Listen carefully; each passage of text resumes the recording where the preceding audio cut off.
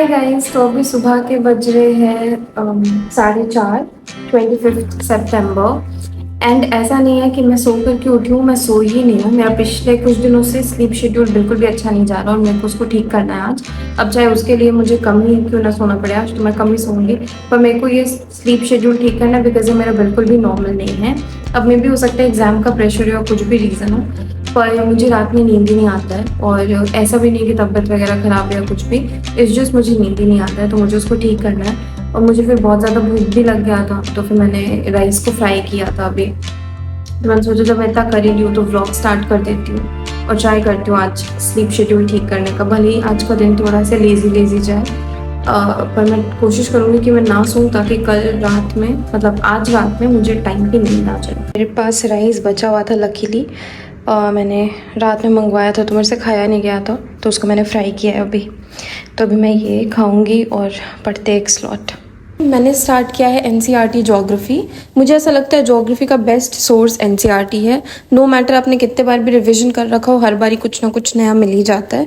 अगर आपने एक बार ही डिटेल में स्टार्टिंग में पढ़ लिया ज्योग्राफी, तो आप एनसीईआरटी बार बार रिविजिट कर सकते हो। ऑल्सो आज दोपहर में कुछ घर छोड़ करके एक घर में, मतलब एक फ्लैट में सिलेंडर फट गया, तो वो भी बहुत ज़्यादा डरावना था और फिर काफ़ी ज़्यादा उनका नुकसान हुआ है, जो मैं आगे वीडियो में ही बताई हूँ कि हुआ क्या था। और मैंने ये बताया भी है वीडियो में कि मैं एलोवेरा और आंवला को मिक्स करके पीना स्टार्ट की हूँ ल्यूक वार्म वाटर में, और ये बहुत ज़्यादा बेनिफिशियल है। इम्यूनिटी के लिए मैंने पीना स्टार्ट किया था, अभी मुझे नहीं पता इम्यूनिटी में कितना इसने हेल्प किया है, लेकिन मुझे एक कमज़ोरी लगते रहता था पूरा दिन, मेरे पैर वगैरह दुखते रहते थे। इसको पीने से ऑटोमेटिकली पूरे दिन में बहुत एनर्जी के साथ काम कर पाती हूँ। तो नेक्स्ट स्लॉट में मैं कर रही हूँ बीपीएससी का पीवाईक्यू। तो मेरे पास दिशा पब्लिकेशन का ये बुक है। इस बुक में पास्ट 18 प्रीलिम्स पेपर है लास्ट 30 ईयर्स के, 1994 से 2022 तक। इसमें 39th से 68th बीपीएससी का पीवाईक्यू है और इसका मुझे बेस्ट पार्ट लगा डिटेल्ड एक्सप्लेनेशन सारे क्वेश्चन का, और आंसर की भी जो है वो वेरीफाइड है बीपीएससी वाले आंसर की से।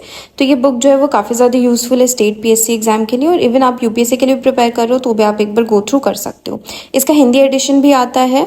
इसमें 2005 से 2023 तक के पेपर है। मैंने एक इसका पीडीएफ भी अटैच कर रखा है। 11 प्रीलिम्स पेपर है जो पिछले 19 साल में हुए हैं, और इसमें 47th से 68th बीपीएससी के पीवाईक्यू क्वेश्चन आते हैं। इसमें भी काफ़ी डिटेल्ड एक्सप्लेनेशन। तो अगर आपने भी अभी तक पीवाईक्यू एनालिसिस नहीं किया है, या फिर अगर आपको करने में प्रॉब्लम आ रहा है बिकॉज आपको ऑथेंटिक आंसर नहीं मिल रहा है, तो आप इस बुक के साथ जा सकते हैं। मैं डिस्क्रिप्शन बॉक्स में लिंक भी ऐड कर दूंगी just in case if you want to check it out. और फिर कुछ बर्तन पड़े हुए थे तो मैंने उनको साफ़ किया, और फिर मैं सोच रही थी कि मैं 1 घंटे सो जाऊं, उसके बाद फिर उठ करके बाकी का दिन कंटिन्यू करूंगी। तो मैंने वही किया था, मैं 1 घंटे सो गई थी अलार्म लगा के, फिर मैं उठ करके कंटिन्यू की बिकॉज बहुत ज़्यादा नींद आ रहा था, मैं रात भर नहीं सोई थी।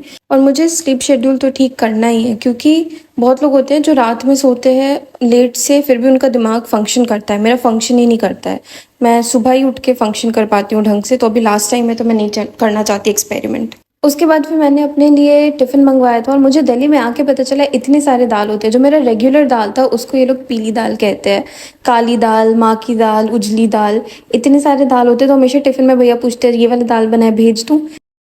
तो आज दोपहर में इतना डेंजरस इंसिडेंट हुआ है, मैं यहीं पे बैठ करके गेम खेल रही थी लैपटॉप पे, और मुझे बहुत तेज आवाज़ आया।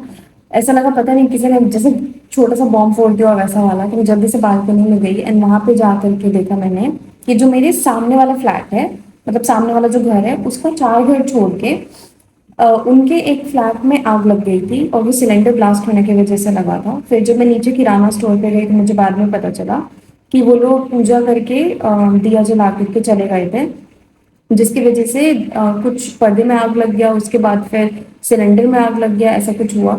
तो वो बहुत तेज एक्सप्लोजन हुआ और उनका आधा बालकनी भी टूट के नीचे गिर गया।